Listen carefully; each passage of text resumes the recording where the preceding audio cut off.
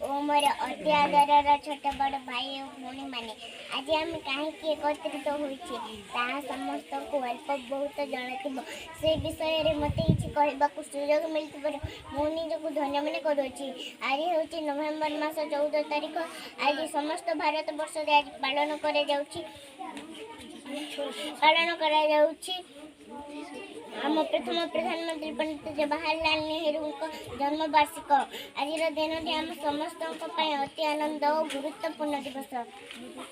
जवाहर शिशु मान बहुत भल पाते से शिशु मेड़ समय काटवा पसंद करुले से सर्वदा कहती शिशु सहित गप कले मोर समस्त कष्ट और बार्धक्य दूर होता है। से शिशु उद्देश्य कहती मरवाक चाहे मुहे तू मरबू बने बचाक चाहे मुहे शिशु यही पंक्ति जना जाए से शिशु को केते भल पाते।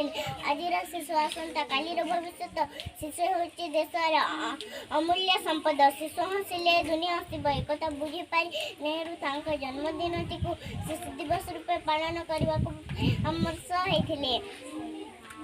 शिशु प्रेमी नेहरू 1899 मसीहा नवेम्बर 14 तारिख दिन अलाहाबाद आनंद भवन ठारे जन्म ग्रहण करथिले। पिता नाम थिला मोतीलाल नेहरू और माता नाम थिला स्वरूपा राणी।